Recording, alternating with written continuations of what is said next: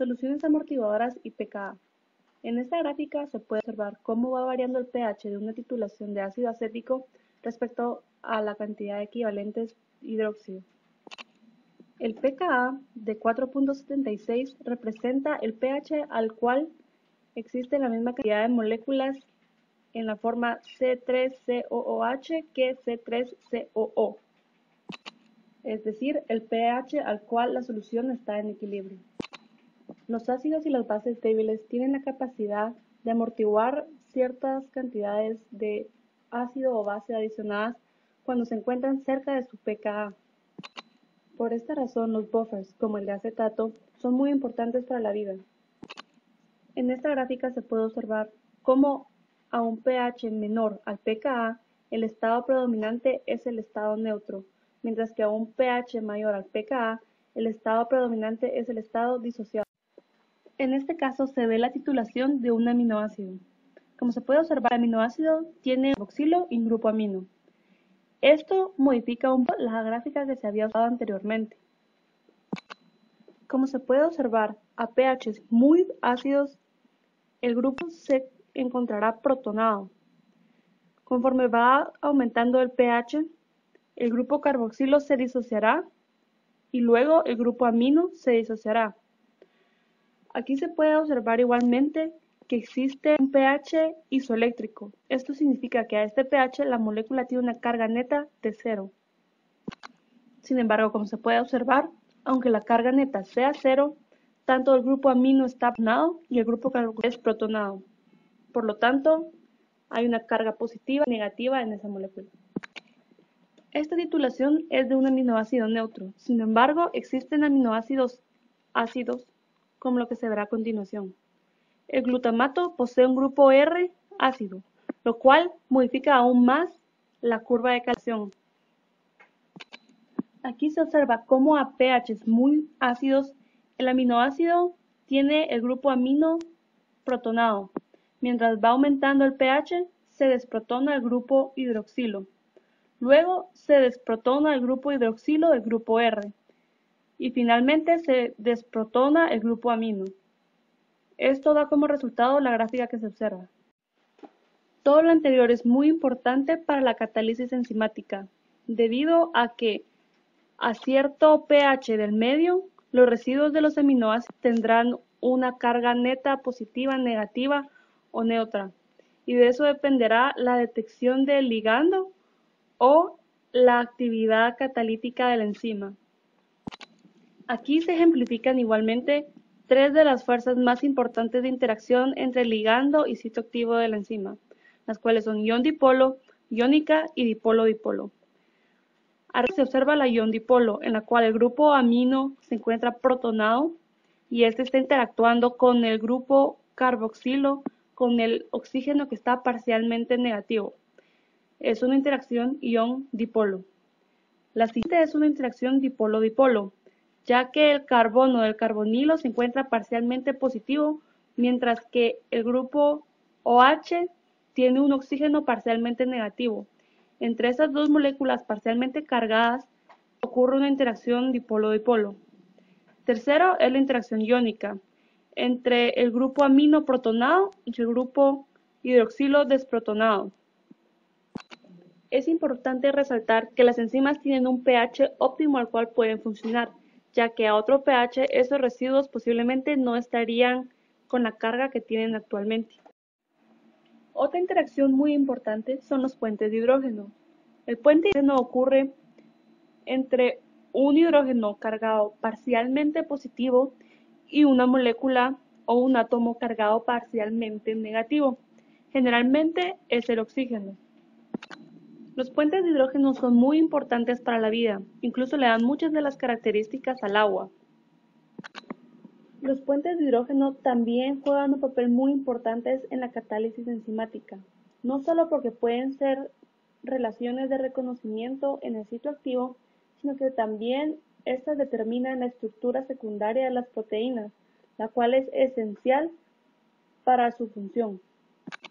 Aquí se puede observar cómo los puentes de hidrógeno estabilizan o propician el plegamiento de láminas beta o hélices alfa. Clasificación de las enzimas. Las enzimas se clasifican en 6 clases. La primera son las oxidorreductasas. Las oxidorreductasas son enzimas que oxidan uno de sus sustratos. También pueden ser denominadas deshidrogenasas, debido a que éstas deshidrogenan uno de los sustratos generalmente para que éste done su hidrógeno. Igualmente pueden ser denominadas oxidasas si el oxígeno es su aceptor final de protones. Las siguientes son las transferasas. Estas se caracterizan por transferir grupos de una molécula a otra, por lo tanto, siempre tienen un sustrato donador y un sustrato aceptor del grupo que se transferirá. Luego están las hidrolasas. Estas son enzimas que tienen la capacidad de romper enlaces carbono-oxígeno, carbono-nitrógeno o carbono-carbono mediante la adición de una molécula de agua. Siguiente están las liasas. Las liasas son enzimas que tienen la capacidad de romper enlace carbono-carbono, carbono-oxígeno o carbono-nitrógeno y como producen un doble enlace. Estas pueden liberar CO2, aldehído o agua. Igualmente pueden adicionar estos grupos a dobles enlaces, volviéndolos simples enlaces. Las isomerasas producen la transferencia de un grupo dentro de la misma molécula, es decir que la molécula es tanto donador como aceptor del grupo que es transferido. Esto da como resultado formas isoméricas de la molécula sustrato. Finalmente están las ligasas. Las ligasas son enzimas que son capaces de formar enlaces carbono-carbono, carbono-azufre, carbono-oxígeno o carbono-nitrógeno, mediante la condensación de dos moléculas acoplada a la ruptura de una molécula de ATP. Aquí se ejemplifica el funcionamiento de una enzima. Una enzima aumenta la velocidad de catálisis disminuyendo la energía de activación de la reacción que cataliza. En esta gráfica se observa la energía libre de Gibbs respecto a la reacción coordinada. Es la misma reacción, con enzima en celeste y sin enzima en negro.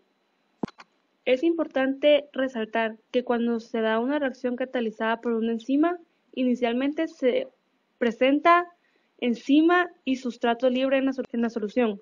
Siguiente se da la formación del complejo enzima-sustrato, seguido de la catálisis de la reacción que produce el complejo enzima-producto y la liberación del producto, que da como resultado la enzima libre y el producto libre. Como se mencionó anteriormente, las enzimas aumentan la velocidad de catálisis ya que disminuyen la energía de activación, y esto se da por la estabilización del estado de transición. Observe cómo se requiere un poco de energía para formar el complejo enzima-sustrato y cómo la energía de activación de la reacción es muchísimo menor en la reacción catalizada que en la reacción sin catalizador. Observe también cómo los productos tienen menor energía que los sustratos y los dos complejos enzima-sustrato y enzima-producto requieren mayor energía que los sustratos y los productos solos. Esto es importante ya que es desfavorable que los complejos enzima-sustrato o enzima-producto sean demasiado estables, ya que propician la no liberación del producto o la no catálisis. Ecuación de Michaelis-Menten. Aquí se observa la velocidad inicial dependiendo de la concentración de sustrato de la enzima. Se puede ver cómo esta gráfica tiende a una asíntota denominada velocidad máxima. La velocidad máxima se alcanza cuando hay muchísimo más sustrato que enzima. Aquí se puede observar igualmente cómo, aunque la ecuación no es lineal, hay un área en la cual se puede aproximar a una linealidad, y eso es cuando hay más enzima que sustrato. También existe una constante denominada Km, cual representa la concentración de enzima a la cual se ha alcanzado la mitad de la velocidad máxima.